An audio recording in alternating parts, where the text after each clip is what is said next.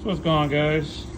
Just wrapping up this rewire. This is was one of the specials that we put together for, it was like 2,800 bucks up to a 17 footer.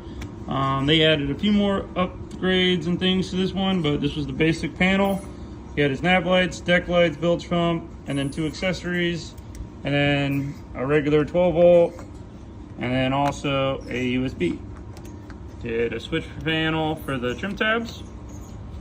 And then he chose to update or upgrade to the better batteries, the AGMs, which are great batteries. And then we also threw a battery charger in there for additional costs, and then went to the dual purpose switch, and he went with 2 batteries instead of 1. So we got that all in, standard breaker, fuse for the bilge pump. So this guy, he went ahead and did a few other things. We serviced the whole motor. New steering cylinder on this one as well. Still work in progress. The new Lenco trim tabs on both sides. Still clean that up. New battery cable to the motor. New nav light. Still got to tie those wires up. And new bilge pump.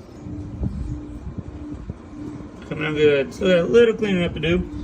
But new nav light up there. Went with blue underground lights they choose, and then also they went with a Simrad that we're getting a bracket made, and it's going to go off here. So that's what the power cable is for, and we're going to fill that hole with something. Oh, yep. And then you had a switch that was out for that. That's all done. So this one is about done. I am also waiting on a power pole to show up. Hoping it's going to be here shortly, or I might have to get it somewhere else. So that's what we got. Let us know if you guys want us to rewire your boat. There's this fuse panel that we did, well, all labeled. Very clean looking, came out really nice. So let us know.